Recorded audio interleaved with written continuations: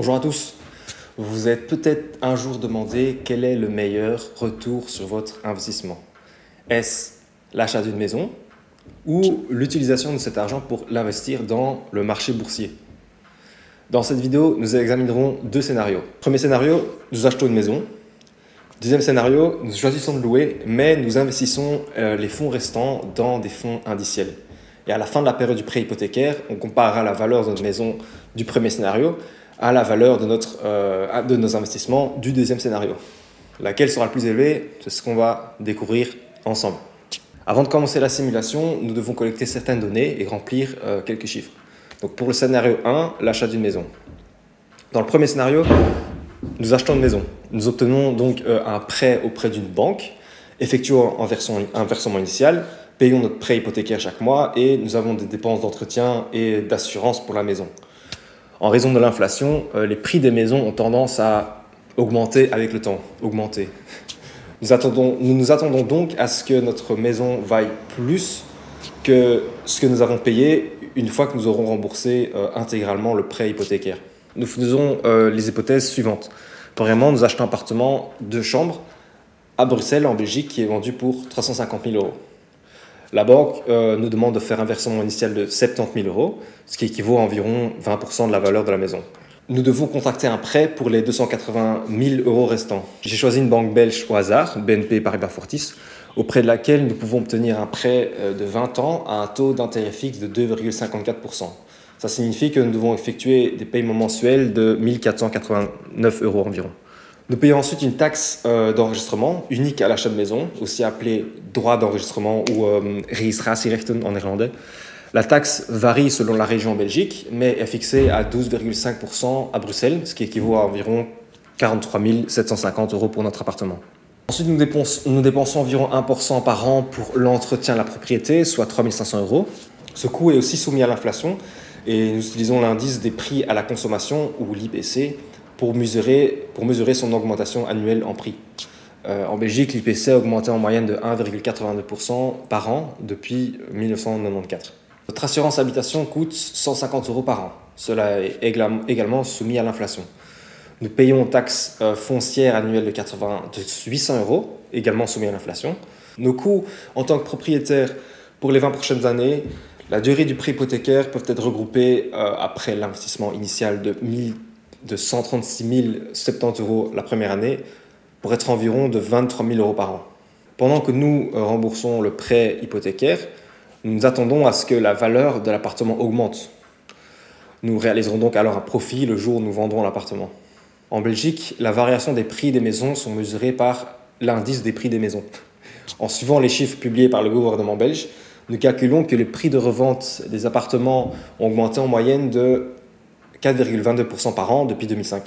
Nous projetons donc que notre maison de 350 000 € vaudra environ 800 000 € et des poussières en 2041, donc dans 20 ans. Ok, maintenant qu'on a ça, regardons le deuxième scénario, louer et investir.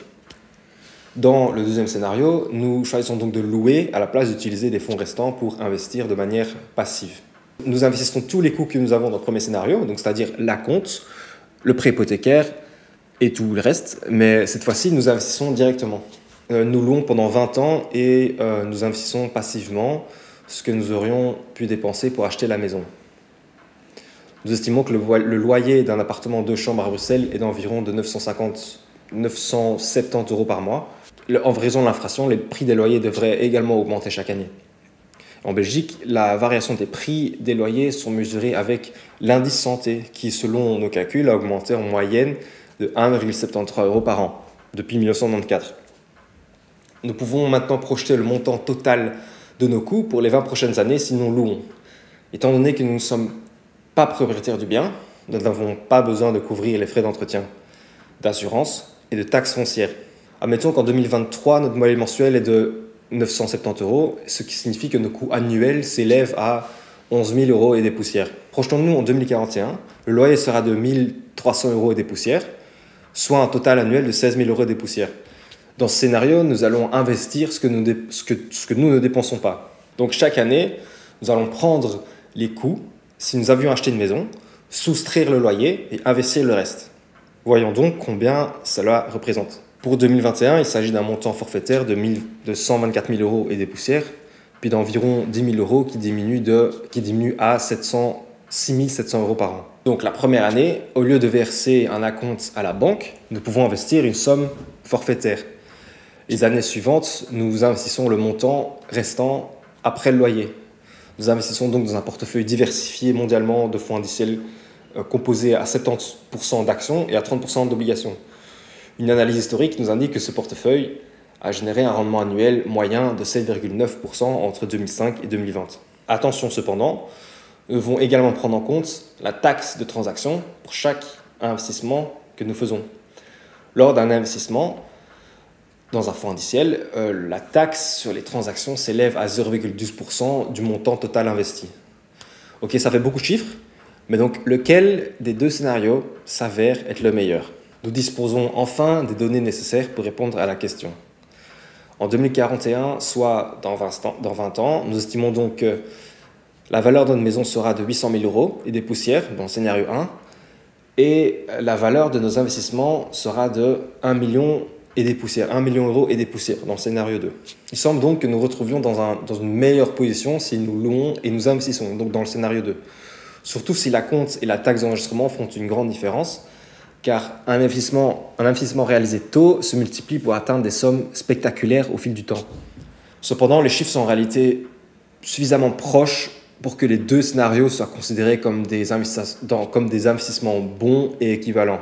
En effet, un petit changement dans l'un des deux paramètres est le plus important, la croissance du prix de l'immobilier et où le rendement du portefeuille d'indice de fonds peut changer significativement le résultat de la maison. Les hypothèses les plus significatives de notre simulation sont les suivantes. Les prix de revente des appartements continuent d'augmenter de 4,22%. Il y a donc des signes que les maisons belges sont pour l'instant surévaluées, car le revenu moyen des Belges n'a pas autant augmenté que le prix des logements. Si l'augmentation des prix de logement ralentit considérablement, l'investissement passif devient une option bien meilleure. Le rendement de l'investissement passif reste autour des 7,9%. Donc si les marchés ne se comportent pas aussi bien au cours des 20 prochaines années, l'immobilier sera un meilleur investissement. Mais il y a trop d'incertitudes autour de ces deux paramètres pour faire une prédiction confiante selon laquelle vous serez le mieux loti avec l'un ou l'autre scénario. Cependant, la simulation montrait que vous ne pouvez pas vous tromper en investissant soit dans une maison, soit dans un fonds indiciel. Mais attention, vendre une maison est plus difficile que vendre vos investissements. Lorsque vous considérez un bien immobilier comme investissement, il est important de prendre en compte le fait qu'une maison est beaucoup plus difficile à vendre que des fonds indiciels. Il faut généralement plusieurs mois, depuis le moment où vous mettez la maison en vente jusqu'à la remise des clés au futur propriétaire. Le processus peut même prendre des années si le marché est particulièrement froid. Et cela peut également entraîner des coûts, par exemple si vous faites appel à un agent immobilier. De plus, vous ne pouvez pas vendre, admettons, 10% de votre maison. C'est tout ou rien, vous ne pouvez pas vendre une partie de votre propriété. Et l'investissement passif, au contraire, ne souffre pas de ces contraintes. Vendre vos investissements est une affaire de minutes au lieu de mois. De plus, la partie des investissements que vous vendez dépend entièrement de vous. Dans le jargon financier, on dit que les fonds indiciels sont plus liquides que l'immobilier. La liberté que procure l'investissement passif par rapport à l'investissement immobilier est une considération supplémentaire. Mais nous vous invitons à faire bien sûr la simulation vous-même. Nous avons effectué tous les calculs sur une feuille de calcul Google Sheets qui est liée ci-dessous, que vous pouvez jeter un coup d'œil. N'hésitez pas à faire une copie et à modifier les paramètres en fonction de votre situation ou de votre pays. Donc vous allez dans Fichier et puis à cliquer sur Faire une copie. La modification des paramètres relancera instantanément la simulation. Alors pour conclure, la simulation nous a montré que les investissements passifs et l'achat de biens immobiliers sont de bons investissements en soi. En raison de l'imprévisibilité de l'avenir, il est difficile de prédire à ce stade lequel est vraiment le meilleur pour notre richesse. La simulation montre que la stratégie de location et d'investissement est un meilleur investissement à long terme que l'achat d'une maison comme investissement. Donc si vous décidez d'acheter une propriété, assurez-vous de couvrir vos paiements hypothécaires et de continuer à prendre l'habitude de mettre de l'argent de côté et de l'investir passivement pour faire croître votre épargne et diversifier vos investissements. Cependant, si nous considérons notre maison comme autre chose qu'un investissement, avoir sa propre maison procure un sentiment d'indépendance et de sécurité que l'investissement passif ne peut bien sûr pas vous donner. Donc quoi qu'il arrive dans le monde, vous avez un endroit qui vous appartient. Et c'est un critère bien sûr important qui ne peut pas être reflété dans une simulation. Essayez donc vous-même la simulation et faites-nous savoir quelle option vous avez finalement choisi. Voilà, n'hésitez pas à nous laisser vos commentaires et vos questions. Nous vous répondrons avec grand plaisir. Et n'hésitez pas non plus à vous abonner à la chaîne de Curvo si vous êtes intéressé par l'indépendance financière. Voilà, à plus.